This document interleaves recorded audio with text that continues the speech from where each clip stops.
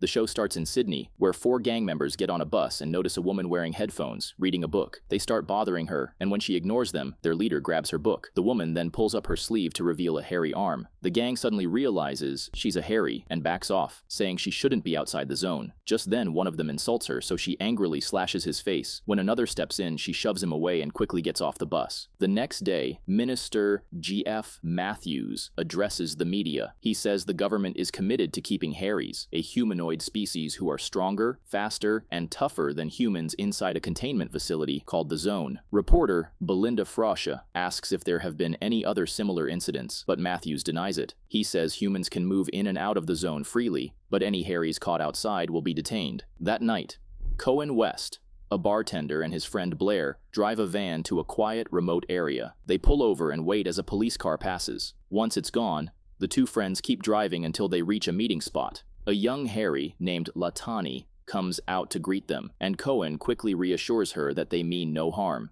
Latani calls out, and 2 more hairies appear. Their father, Bundi, tells his son, Jukara, to bring their mother, Araluan, and sister, Jaira. When they all arrive, Cohen urges the family to move quickly, and they all get in. In the next scene, Cohen and Blair take them to an apartment building. They ride up and bring the family into a small apartment. Cohen says this is the best he can offer for now, but promises to find something better when he can. After a pause, Bundi hands Cohen some money, and Jaira thanks him. That night, Cohen is at his bar and hands Blair his share of the money. Then, he calls the Containment Authority to report a hairy sighting. The CA logs the tip, processes Cohen's reward, and gets ready to send in a team. Their boss, McIntyre, gives the green light to move in. Meanwhile, media mogul Jared Slade hears about the situation and instructs his team to have reporter Belinda Frosch cover the story. At that moment, Belinda is at the apartment of Waru West, a married man and outspoken advocate for hairy rights. When she gets the call about the raid, Waru overhears and heads out to the location she mentioned. On the way, he stops in the zone to drop off supplies for Dr. Charlotte, Jared's wife. In the meantime, Belinda shows up at the apartment with her camera crew and gets ready to film. Just then, the CA squad arrives and jumps out of their vehicles. Inside, Latani is clipping her little sister Jaira's nails and sharing stories about their ancestors. When they suddenly hear a loud bang at the door, it's the Containment Authority. Everyone drops to the floor in panic. Jukara grabs a knife just as the CA team forces their way in. Latani quickly leads Jaira into a bedroom and hides in the closet with her. But Jaira isn't fast enough. The guards catch her while Latani remains hidden. Outside, Belinda captures everything on camera. The footage shows the CA officers forcefully dragging the family out. When Jukara resists, they forcefully taser him. They then pull Jaira away from her mother, but when Araluan tries to follow, she gets tasered as well. In the meantime, Jukara manages to break free, jumps at the officers, and ends up killing one. He rushes to Araluan, but another officer attacks him. When the tasers fail to knock him out, one of the guards turns his weapon on Jaira and shoots her. Araluan rushes to Jaira and realizes she's already gone. As she breaks down in tears, Belinda makes sure her cameraman captures everything. The guards drag Araluan away as she helplessly cries for her daughter. Not long after, Minister Matthews calls Jared Slade and reminds him that airing the footage is strictly forbidden. Jared pushes back, saying the hairies have been on Earth for 80,000 years, long before humans. When Matthews threatens to revoke his broadcasting license,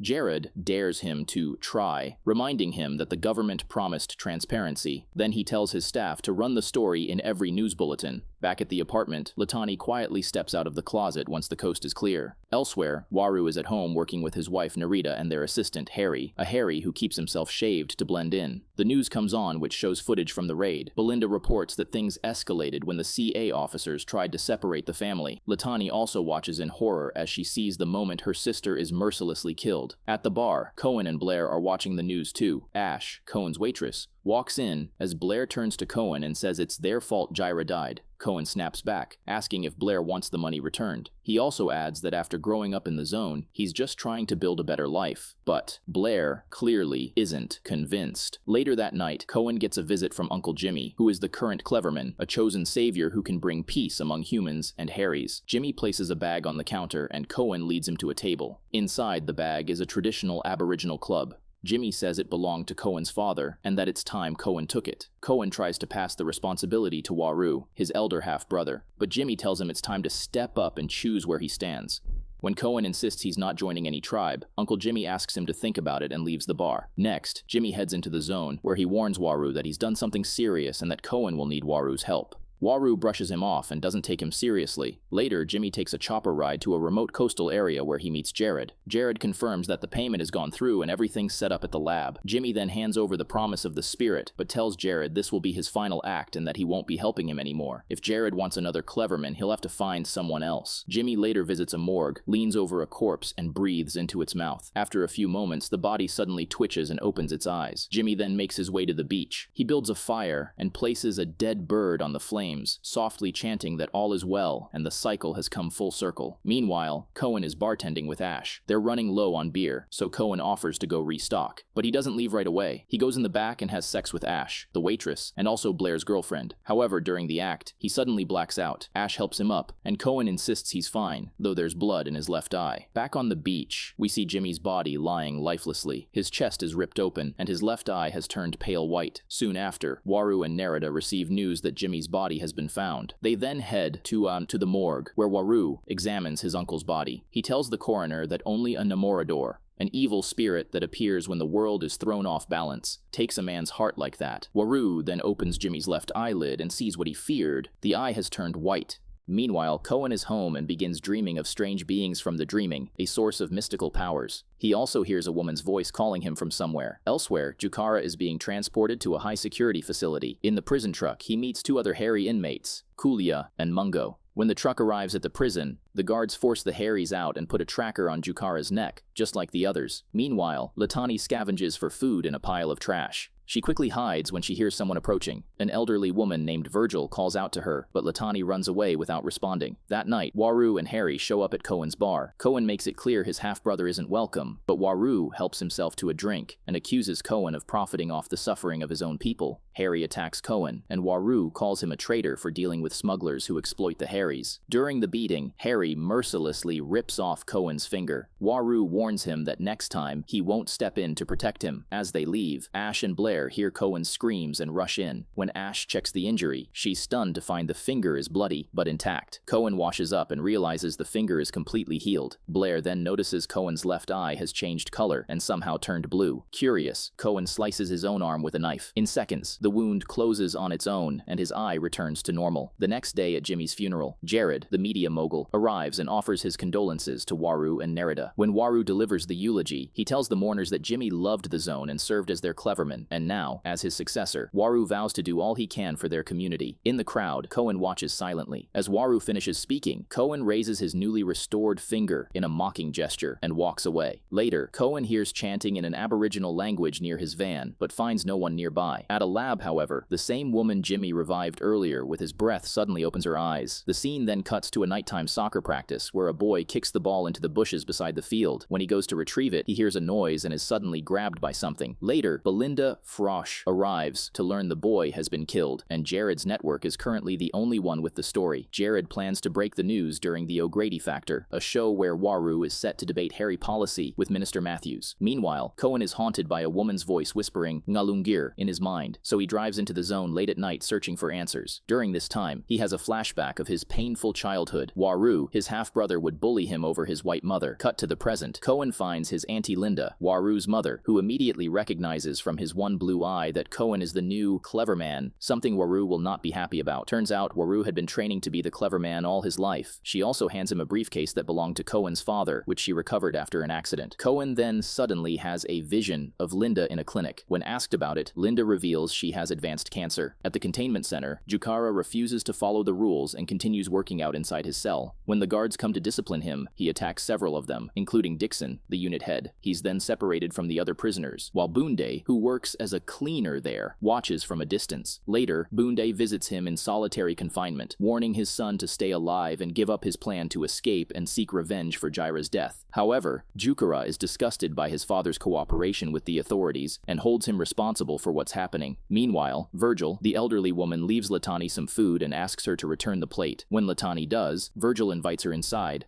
telling her she knows what Latani is and doesn't care. Elsewhere, Jared speaks with Charlotte, who has just undergone the latest fertility treatments, only to have it fail again. She says she needs to put a stop to it and take a break. Jared tries to encourage her to keep trying and tells her he's building an ark for both of them. In the meantime, Dixon marches several female Harrys, including Era Lewin, in front of a mysterious visitor at the containment center. The visitor is paying to take one of them away, but doesn't reveal the purpose. Despite this, Era Lewin volunteers. Dixon then shoots the other Harrys dead, while the visitor sedates Era Lewin with a syringe. Later, Era Lewin wakes up in a small room with the windows covered, dressed in an elegant nightgown, and with her arms and face shaved. During the O'Grady factor debate, the minister denies any government involvement in forcibly detaining Harrys, while Waru seems to be making some clear arguments. Suddenly, Jared breaks the news about the young boy's murder live on air. Belinda then reports from the soccer field and discusses the gruesome details, such as how the boy's heart was ripped out, and connects the attack to Jimmy's death, strongly suggesting that Harrys are responsible for both. After the broadcast, Waru accuses Jared and Minister Matthews of setting him up. After the failed debate, Waru reluctantly agrees to join Harry's plan to break into the containment center. He wants them to focus solely on smuggling in cameras to document the government's human rights abuses